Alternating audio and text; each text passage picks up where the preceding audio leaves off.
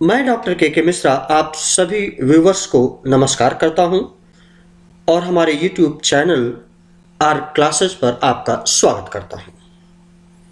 यह एक विशेष श्रृंखला है जिसमें कि हमने करंट अफेयर्स सामायिकी बेसिक कीज के की पॉइंट्स का हमने पुनरावलोकन किया है। मुझे मालूम है कि डिफरेंट कॉम्पिटिटिव एग्जामिनेशंस में करंट अफेयर्स से भी काफ़ी क्वेश्चंस पूछे जाते हैं।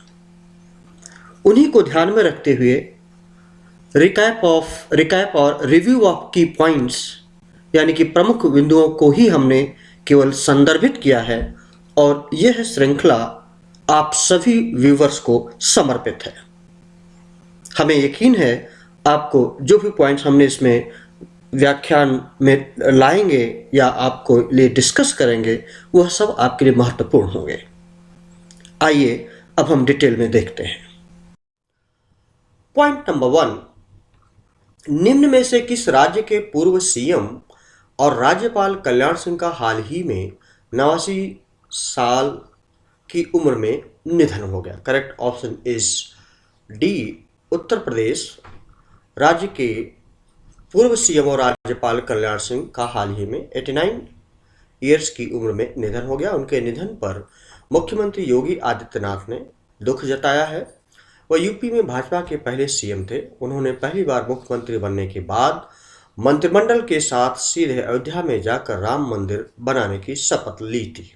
2, भारत के किस राज्य के चमोली जिले के माड़ा गांव में भारत के सबसे ऊंचे हर्बल पार्क का उद्घाटन किया गया? तो जाहिर सी बात है, बड़ा क्लियर कौन सा सही ऑप्शन हो सकता है। Correct option is B, Uttarakhand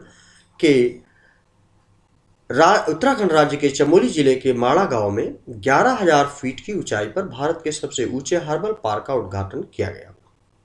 इसका उद्घाटन अनेक औषधीय और सांस्कृतिक रूप से महत्वपूर्ण अल्पलाइन प्रजातियों के संरक्षण और इन प्रजातियों के प्रसार और आवास परिस्थितिकी पर अनुसंधान करने के उद्देश्य से किया गया है। नेक्स्ट पॉइंट, श्री ला गणेशन को किस राज्य का राज्यपाल नियुक्त किया गया? So correct option is Manipur. Shri La Ganesan को हाल ही में मणिपुर का राज्यपाल नियुक्त किया गया है। उनकी नियुक्ति को राष्ट्रपति रामनाथ कोविंद ने मंजूरी दे दी है। यह नियुक्ति उनके पदभार ग्रहण करने के तिथि से प्रभावित होगी। नेक्स्ट पॉइंट, एनटीपीसी लिमिटेड ने किस राज्य में देश की सबसे बड़ी फ्लोटिंग सोलर पीवी परियोजना शुरू की? सो है correct option is Andhra Pradesh. National thermal power corporation NTPC ने भारत सरकार द्वारा वर्ष 2018 में अधिसूचित फ्लेक्सिबलाइजेशन योजना के तहत आंध्र प्रदेश के विशाखापत्तनम में देश की सिमहाद्री थर्मल स्टेशन के जलाशय पर 25 मेगावाट की सबसे बड़ी फ्लोटिंग सोलर पीवी योजना शुरू की है। इस योजना के तहत स्थापित की जाने वाली पहली सौर परियोजना भी है। नेक्स्ट पॉइंट, फिफ्थ, दास व्यापार एवं इसके उन्मूलन के लिए अंतर्राष्ट्रीय दिवस कब मनाया जाता है? So here correct option is 23 अगस्त। 23 अगस्त को विश्व भर में दास व्यापार एवं इसके उन्मूलन के लिए अंतर्राष्ट्रीय दिवस मनाया जाता है। यह दिवस सभी लोगों की स्मृति में दास व्यापार की त्रासदी को दर्शाने के लिए मनाया जाता है। 6, भारत सरकार ने कितने वर्ष में हथकरघा उत्पादन को दोगुना करने के लिए एक समिति का गठन किया? So correct option is 3 years. C, 3 वर्ष। भारत सरकार ने आने वाले 3 वर्ष में हथकरघा उत्पादन को दोगुना करने के और निर्यात को 4 गुना करने के उद्देश्य से एक समिति का गठन किया है। श्री सुनील शेट्टी अध्यक्ष भारतीय फैशन डिजाइन परिषद नई दिल्ली की अध्यक्षता में इस समिति का गठन किया गया है। यह समिति गठन के दिन से 45 दिनों के भीतर समिति अंतिम रिपोर्ट प्रस्तुत करे। नेक्स्ट पॉइंट पर आते हैं। 7, यूएसओएफ और किस टेलीकॉम कंपनी के साथ भारत के पूर्वोत्तर राज्यों में हाई स्पीड इंटरनेट सेवा लोगों तक पहुंचाने के लिए एक समझौते पर हस्ताक्षर किए? ऑप्शंस दिए हुए हैं Reliance, Bharti Airtel, Vodafone, BSNL. So correct option is BSNL.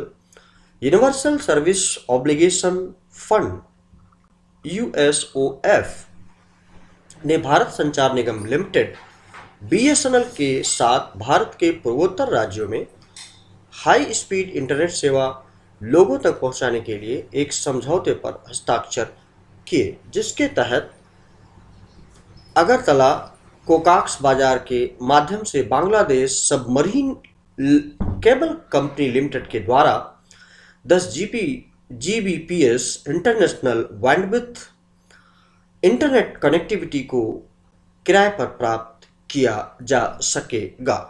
Next point पर आते हैं। भारत और किस देश ने हाल ही में AK-103 राइफल खरीदने के लिए एक समझौते पर हस्ताक्षर किए? सो करेक्ट ऑप्शन इज रूस। भारत और रूस ने हाल ही में AK-103 राइफल खरीदने के लिए एक समझौते पर हस्ताक्षर किए हैं। यह इस मेगा इन्फेंट्री आधुनिकीकरण कार्यक्रम के तहत भारतीय सेना के लिए रूस से कई AK-103 श्रृंखला की असॉल्ट राइफलें खरीदी जा रही हैं। यह AK-47 राइफल का नवीनतम और सबसे उन्नत संस्करण है। नेक्स्ट पॉइंट पर आते हैं 9। कोंकण अभ्यास 2021 इंग्लिश चैनल में INS तबर और किस युद्धपोत के बीच आयोजित किया गया है? सो correct option is HMS Westminster. Konkan अभ्यास 2021 इंग्लिश चैनल में INS तबर और HMS वेस्टमिंस्टर के बीच आयोजित किया गया। इस अभ्यास में 2 जहाजों की इंटीग्रेटेड हेलीकॉप्टरों और फॉल्कन इलेक्ट्रॉनिक वारफेयर विमानों की भागीदारी देखी गई है। यह नौसेना अभ्यास कोंकण भारत और यूनाइटेड किंगडम की नौसेनाओं के बीच आयोजित किया जाता रहा है। 10 भारत में महिलाओं और सूक्ष्म लघु और मध्यम उद्यमों के लिए USAID DFC और किस बैंक ने $50 मिलियन के समझौते पर हस्ताक्षर किए हैं? सो correct option is ICICI bank. Correct option is Kotak Mahindra bank, that is C। Bharat में महिलाओं और सूक्ष्म लघु और मध्यम उद्यमों के लिए USAID अंतर्राष्ट्रीय विकास के लिए संयुक्त राज्य अमेरिका एजेंसी USDFC US अंतर्राष्ट्रीय विकास वित्त निगम और कोटक महिंद्रा ने $50 मिलियन के समझौते पर हस्ताक्षर किए हैं। इस समझौते के तहत लघु और मध्यम उद्यमों को अपने व्यवसाय के पुनर्निर्माण और पैमाने पर मदद मिलेगी। नेक्स्ट पॉइंट आते हैं 11। निम्न में से किस शहर में भारत के पहले स्मोक टावर का उद्घाटन किए जाने की घोषणा की गई है? सो correct option is Delhi. Delhi के मुख्यमंत्री अरविंद केजरीवाल कनॉट प्लेस में भारत के पहले स्मोक टावर का उद्घाटन करेंगे, जिसकी 20 मीटर से अधिक लंबी संरचना और इसे लगभग 1 किलोमीटर के दायरे में वायु गुणवत्ता में सुधार के लिए स्थापित किया गया है। इस टावर को 20 करोड़ रुपए की लागत से निर्मित किया गया है। Now next point. भारत की किस कार निर्माता कंपनी पर कंपटीशन कमीशन ने 200 करोड़ रुपए का जुर्माना लगाया है? ये न्यूज में अभी जल्दी में था। Correct option is Maruti Suzuki. Bharat की कार निर्माता कंपनी मारुति सुजुकी पर रीसेल की जाने वाली कारों की कीमत पर डिस्काउंट कंट्रोल पॉलिसी लगाने की वजह से कंपटीशन कमीशन ने 200 करोड़ रुपए का जुर्माना लगाया। इसे कंपटीशन कमीशन ने एंटी कॉम्पिटिटिव बिहेवियर मानते हुए कंपनी पर यह जुर्माना लगाया है। अब नेक्स्ट पॉइंट पर आते हैं। निम्न में से किस मंत्रालय के द्वारा जारी आंकड़ों के अनुसार इस मानसून के मौसम में खरीफ फसलों के क्षेत्र में कमी आई है? सो करेक्ट ऑप्शन इज कृषि मंत्रालय। कृषि मंत्रालय के द्वारा जारी आंकड़ों के अनुसार इस मानसून के मौसम में खरीफ फसलों के क्षेत्र में कमी आई है।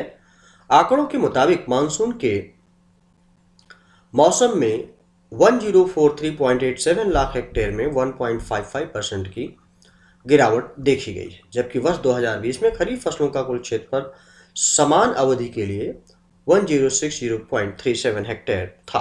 नेक्स्ट पॉइंट 14 अंडर 20 विश्व एथलेटिक्स चैंपियनशिप में भारत की किस महिला खिलाड़ी ने लंबी कूद में सिल्वर मेडल जीतकर इतिहास रच दिया? सो करेक्ट ऑप्शन इज शैली सिंह। अंडर 20 विश्व एथलेटिक्स चैंपियनशिप में भारत की 17 वर्षीय महिला खिलाड़ी शैली सिंह ने इतिहास रचते हुए लंबी कूद में 6.59 मीटर की छलांग के साथ सिल्वर मेडल जीता। वह इस चैंपियनशिप के इतिहास में लंबी कूद में मेडल जीतने वाली पहली भारतीय खिलाड़ी बन गई। अब नेक्स्ट पॉइंट पर आते हैं। भारत के पूर्व फुटबॉलर और किस वर्ष के रोम ओलंपिक में खेलने वाली अंतिम राष्ट्रीय टीम के सदस्य सैयद शाहिद हकीम का हाल ही में निधन हो गया? 1960 भारत के पूर्व फुटबॉलर और वर्ष 1960 के रोम ओलंपिक में खेलने वाली अंतिम राष्ट्रीय टीम के सदस्य सैयद शाहिद हकीम का हाल ही में 82 साल की उम्र में निधन हो गया। दुराचार पुरस्कार विजेता शाहिद हकीम दिल्ली में हुए साल 1982 के एशियाई खेलों के दौरान स्वर्गीय पीके बनर्जी के सहायक कोच भी रहे थे। अमेरिका, ऑस्ट्रेलिया, भारत और किस देश की नौसेनाओं के बीच 26 अगस्त को मालाबार नौसैनिक अभ्यास आयोजित किया जाएगा? सो हियर इन सारे देशों के साथ जो एक देश और जुड़ा हुआ वो है जापान। अमेरिका, ऑस्ट्रेलिया, भारत और जापान, ये 4 देश हैं जिनके की नौसेनाओं के बीच 26 अगस्त को अमेरिका के गुआम द्वीप से मालाबार नौसैनिक अभ्यास आयोजित किया जाएगा। यह गुआम द्वीप फिलीपींस से 2500 किलोमीटर पूर्व में स्थित है। यह अभ्यास 4 दिन का होगा। यह वार्षिक नौसैनिक अभ्यास हिंद महासागर और प्रशांत महासागर में बारी बारी से आयोजित किया जाता है। So this is all about this particular video tutorial. मैं आशा करता हूँ आपको पसंद जरूर आया होगा। आपको पसंद आया है तो लाइक कीजिए, सब्सक्राइब कीजिए, शेयर कीजिए। Thank you very much. Have a nice day.